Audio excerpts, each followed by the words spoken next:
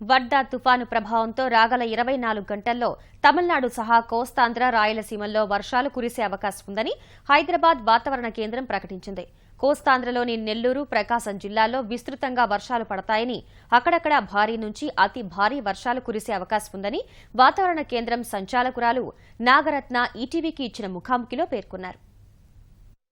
తుఫాను ప్రభావం వల్ల కోస్తాంధ్రతో పాటు రాయలసీమలోనూ విస్తారంగా వర్షాలు కురుస్తున్నాయి.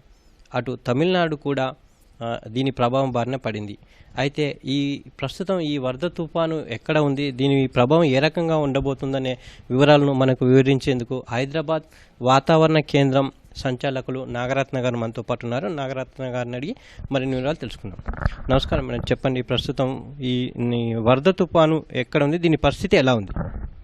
ప్రస్తుతం ఈ వరద తుఫాను మనకి ఈ మధ్యాహ్నం 12 గంటల నుంచి 1 గంట ప్రాంతంలోని మన నార్త్ తమిళనాడు కోస్తా రీజన్లోని చెన్నైకి ఉత్తరాదిన తాకడం జరిగింది. అయితే ఇది ఈ 3-4 గంటల్లోని ఈ క్రాస్ అయ్యే ప్రక్రియలో ఉంది. ఇది ల్యాండ్ ఫాల్ ప్రాసెస్లో ఉంది. ఇక అరగంటలో ఇది ల్యాండ్ ఫాల్ చెన్నైకి ఉత్తరాదిన ల్యాండ్ ఫాల్ అయ్యే అవకాశాలు కనిపిస్తున్నాయి.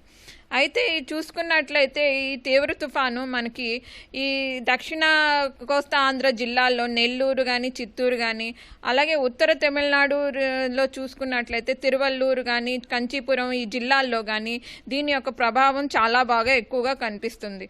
అంటే ఇక మనకి ఒక 5-6 గంటల్లో మునుపటి చూసుకుంటే కనుక భారీ వర్షాల నుండి అతి భారీ వర్షాలు బాగా కురవడం జరిగింది. అట్లాగే గాలులు కూడా 100 నుంచి 120 కిలోమీటర్లు ప్రతి గంటకు కూడా వీచడం జరిగింది. ఎదురుగాలులు కూడా కోస్తా వెంబడి దక్షిణ కోస్తా ఆంధ్ర జిల్లాల వెంబడి, అలాగే ఉత్తర తమిళనాడు జిల్లాల వెంబడి కూడా బాగా వీచడం జరిగింది.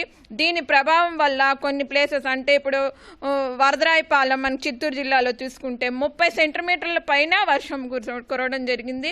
అలాగే చెన్నై సిటీలోనే చూసుకుంటే కనుక మనకి ఒక 20 సెంటీమీటర్ల దాకా వర్షం కురవడం జరిగింది ఈ 5-6 గంటల్లో.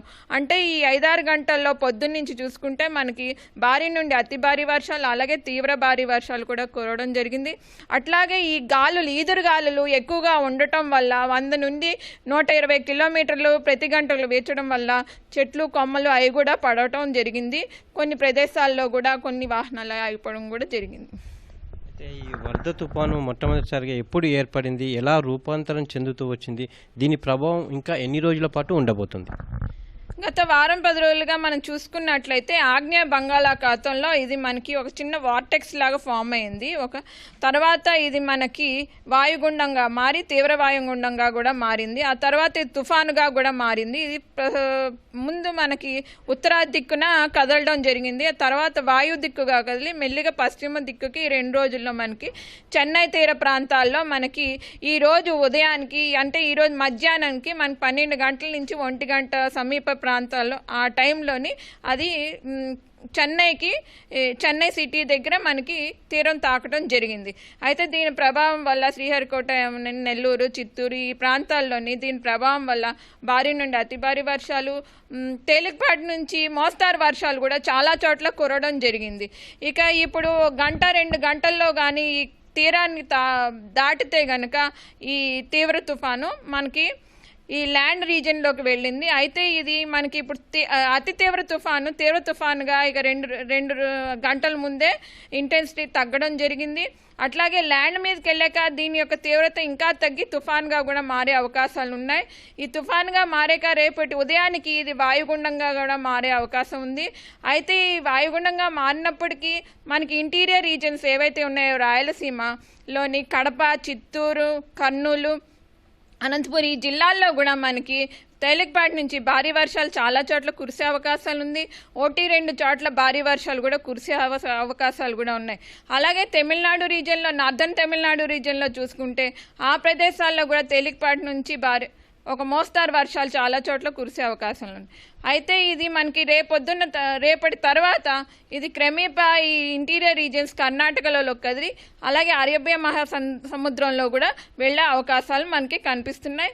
దీని ప్రభావం వల్ల వచ్చే 1-2 రోజుల్లో మనకి తేలికపాటి మోస్తారు వర్షాలు మనకి ఇంటీరియర్ రీజియన్స్లో కూడా కురిసే అవకాశాలు ఉన్నాయి.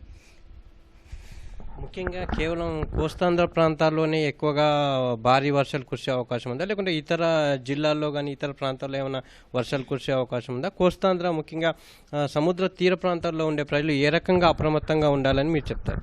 అదే మెయిన్లీ మనకి ఈ సీలో ఫామ్ అవుతాయి కనుక ఫస్ట్ ఎఫెక్ట్ మనకి కోస్తా జిల్లాల్లోనే పడుతుంది. క్రాస్ అయిపోయిన తర్వాత ఇది మనకి క్రమేపా తుఫాన్గా మారి వాయుగుండంగా కూడా మారే అవకాశాలు ఉన్నందున సో మనకి ఇంటీరియర్ రీజియన్స్ రాయలసీమ కానీ కొన్ని చోట్ల తెలంగాణ 1-2 చోట్ల తేలికపాటి వర్షాలతో కూడా ఎఫెక్ట్ అయ్యే అవకాశాలు ఉన్నాయి.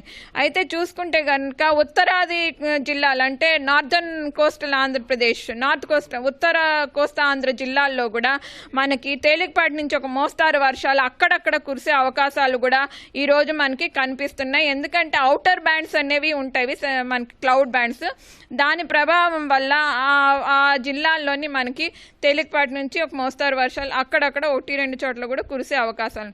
ఇక చూసుకుంటే దీని ప్రభావం వల్ల కోస్తా తీరాల్లోని మనకి సముద్రం అల్లకల్లోలంగా ఉంటుంది, చాలా రఫ్గా ఉంటుంది. సో జాలారులు ఆ సముద్రంలోకి వెళ్ళరాదని 2-3 రోజుల క్రితమే హెచ్చరికలు జారీ చేయడం జరిగింది.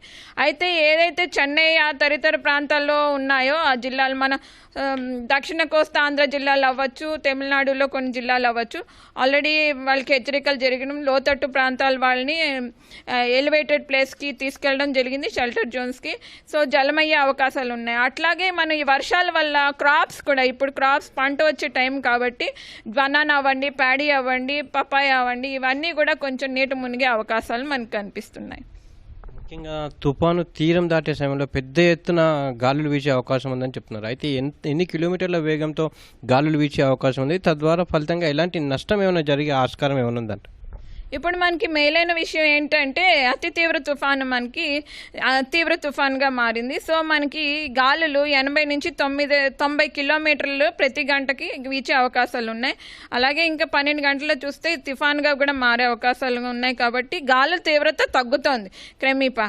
సో దాని ప్రభావం వల్ల మనకి కొంచెం ప్రభావం అయితే ఉంటుంది. ఈ డ్యామేజెస్ అనేవి ఉంటాయి, అంటే కొంచెం కచ్చా ఇళ్ళు, పై టాప్స్ ఎగిరిపోవడం అట్లాంటివి ఉంటాయి, జరుగుతూనే ఉంటాయి.